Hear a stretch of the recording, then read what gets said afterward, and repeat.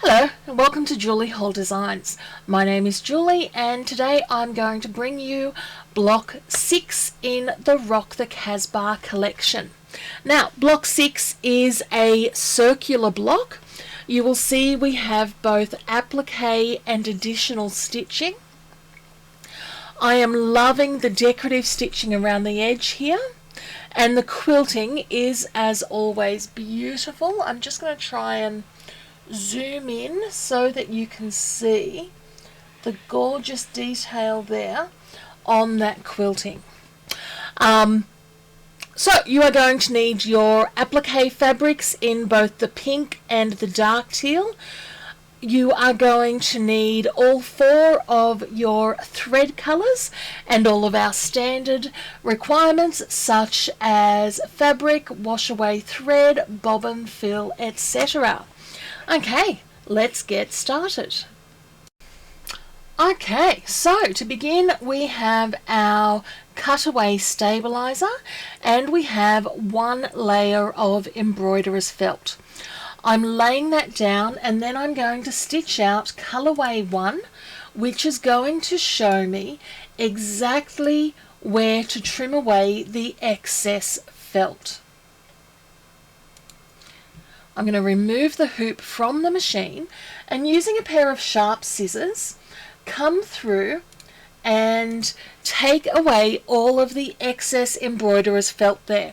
Now we're doing this with wash away thread and there's a very good reason for that. It's because we don't want all of those extra threads clumping things up at the end of our design.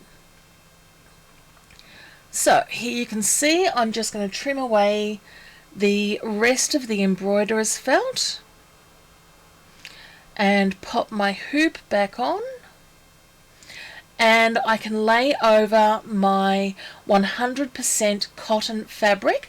Ideally you have starched this cotton fabric,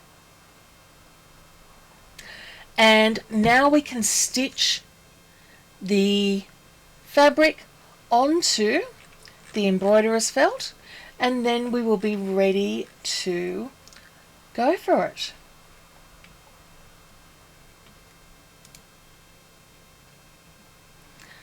Okay, now I'm smoothing out as I go just to make sure there's no buckles in the project. So there are a lot of colours colour changes in this project. The joy of it is there's not many thread colour changes. So I'm starting with my deep pink thread and I'm going to come around, stitch the outline of each block. As you can see here, lay my applique fabric on top of that and tack it down. Now, I have sped up my video here because otherwise you would all be getting incredibly bored with me, and we don't want that. So we've got 4 of these pink leaf designs, and now we're going to move on, and without changing the thread because there's no need to, it is only applique that we are doing at the moment. We are going to move on to Colorways 11 through 18, which are going to lay down the dark teal fabric. Now, one of the features of my machine is the ability to move the hoop forward and backwards so that I don't have to take the hoop out of the machine. It really is one of my favourite parts of my 15,000 here, and I know many other machines have that feature on them as well. So we're now up to Colorway 18 and we're trimming away all of the excess here, going on to Colorway 19, which is going to be stitching the pink satin stitching around the applique. Now the way that these designs have been created is to ensure that the fabric moves as least as possible. As I'm sure you're aware, the more stitching you put on a project, the more the fabric sucks in. So we're doing the internal circle here first, and the corner parts of the design we're actually not going to even lay down the applique fabric until nearer to the end to avoid that from happening. And the satin stitching that goes around these items, it is an absolutely beautiful satin stitch, as well as being a having full underlay and being a beautiful width of satin stitch. It also has a triple stitch outline, which just finishes off the satin stitching, and you'll find that around every block in this collection.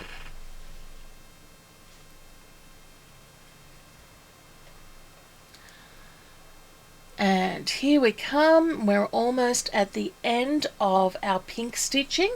Now, as I said, I have sped this up, and that is just simply because otherwise you would be incredibly bored with me. Speed wise, I like to stitch on about 500 to 600 stitches per minute. What I'm doing now is I'm threading up with the teal thread, ready to do the satin stitching on the teal objects. The other thing that is done, excuse me while I open up my water there, the other thing that I've done with the design is that the satin is, or that the stitches are laid on top of each other, meaning that there are no exposed seams. So that's the reason that we have the pink stitching first and then the teal stitching, so that you do not see the edge of that pink stitching.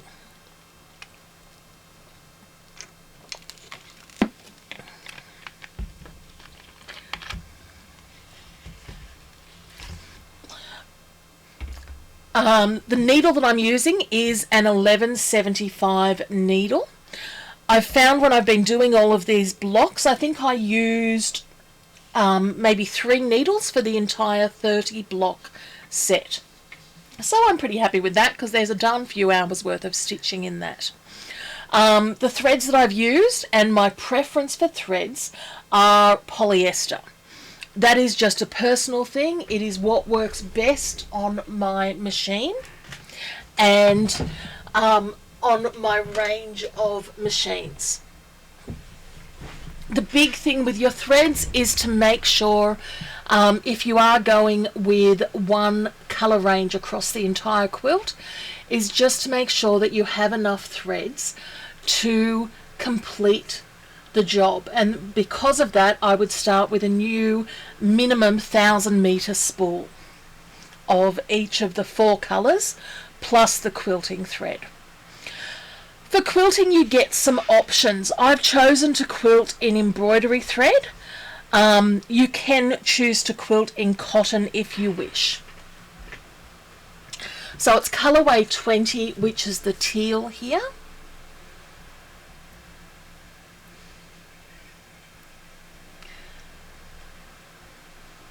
And I do just love that teal and pink together.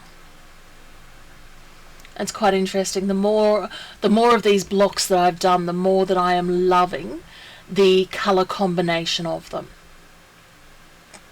You'll also notice there that I've used T-pins to keep the stabilizer secure.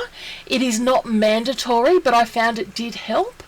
I don't use it on tearaway. It's one of those things that I only use on a cutaway product, because I find that it just tears straight through the tearaway, so there's no real need for it.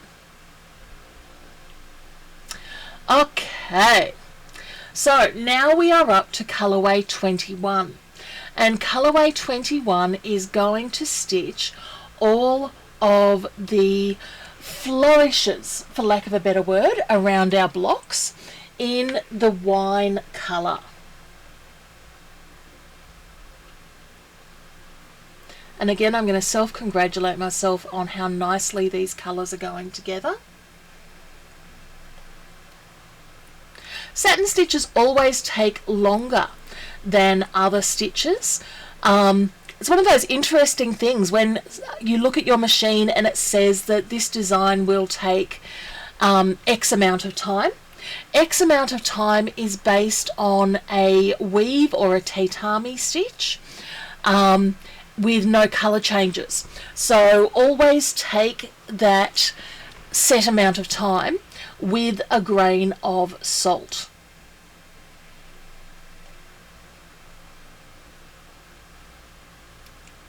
There's something almost deco-esque to these, and if you've seen any of my work, you'll know that I'm a huge deco fan. So there's just something about the tile thing that just really does appeal to me and my deco mind.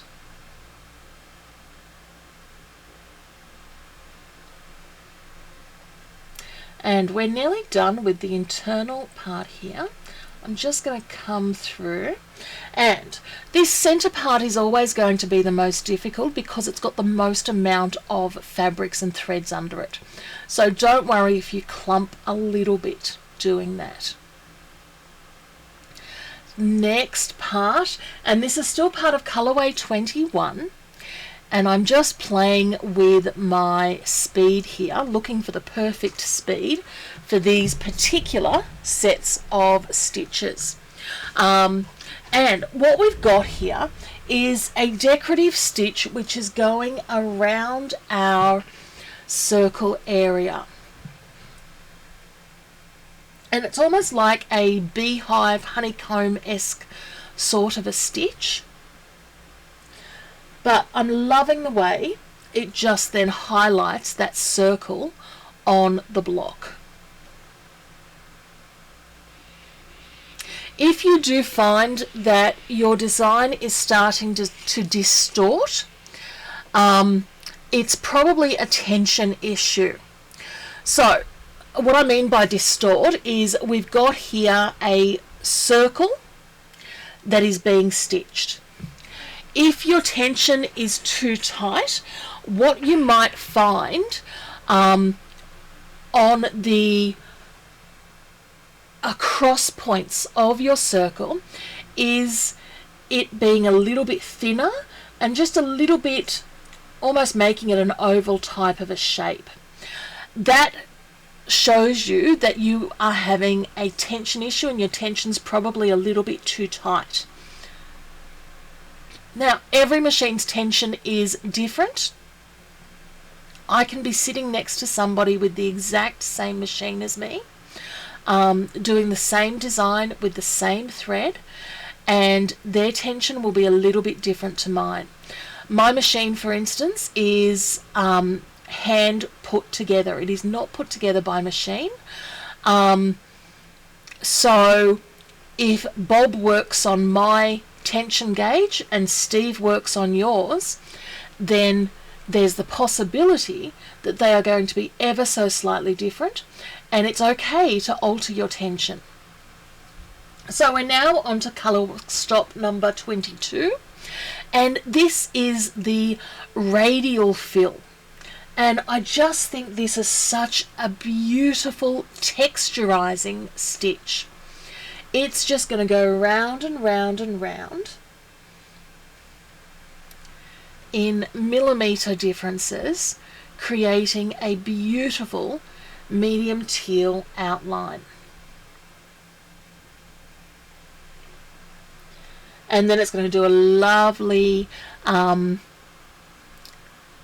thick edging stitch around the edge, just to finish that off.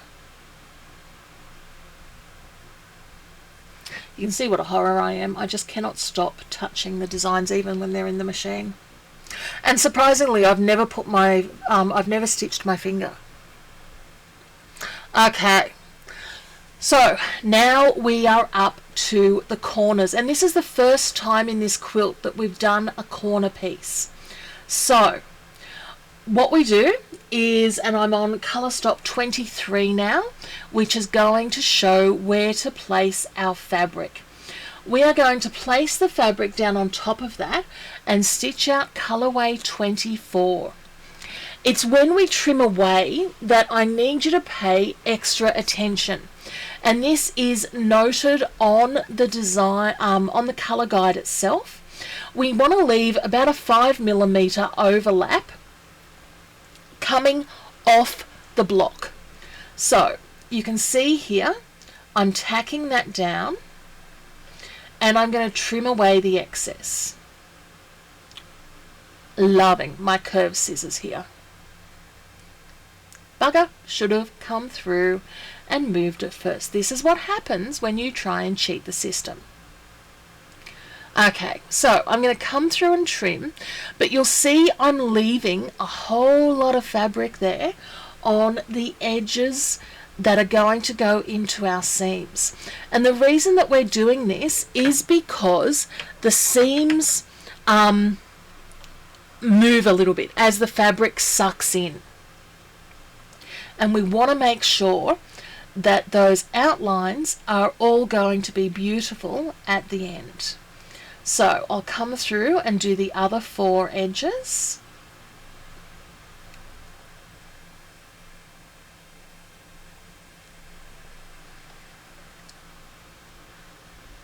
And nearly done.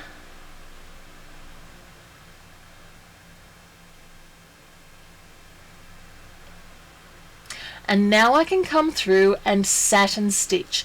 Now the satin stitch is only going on the internal edge.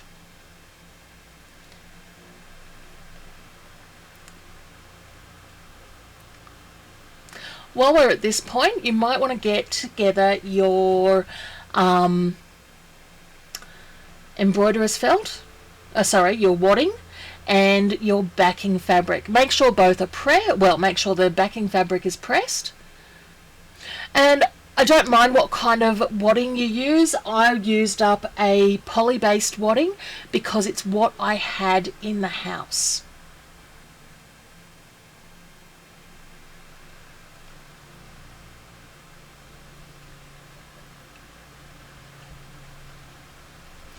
And here we come through.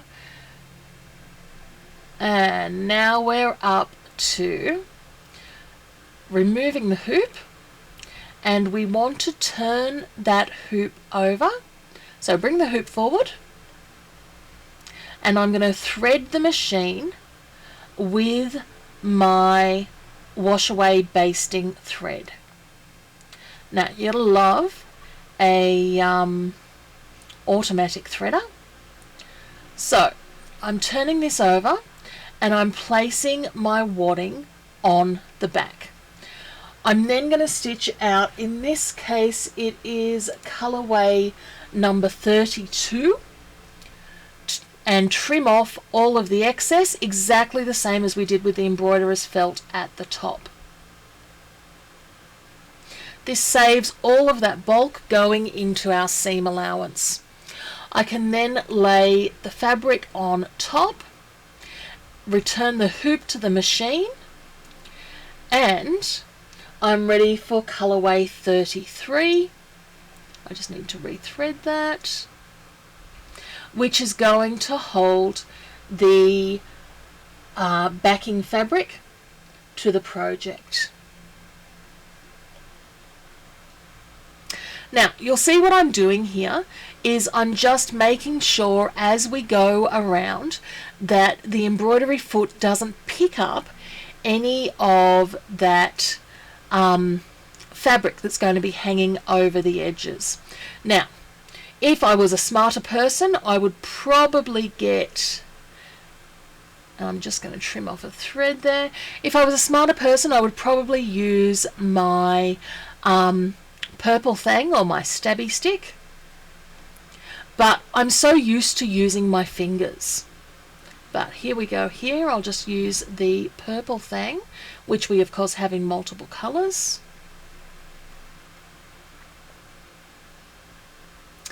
Okay, so now we want to come through and we're ready for our quilting.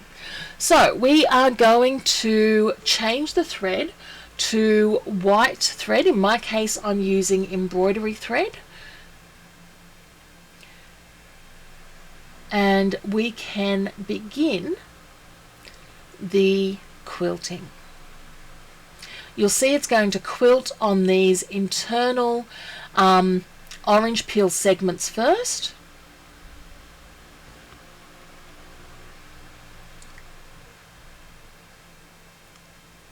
And remember, you also get the quilting design as its own block and as a continuous quilting project.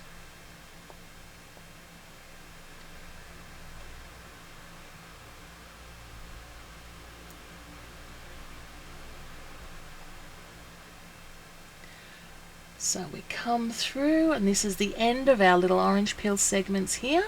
So now we're going to do the outside, and because it's custom quilted, it's only going to quilt to the edge of that embroidery. Now, if you don't want the custom quilting, so if you want to just do the blocks and then put them together yourself, without the quilting on them, that is absolutely fine. You would stop this at Colorway 31 after we had added in the corner pieces. And that is our block all finished.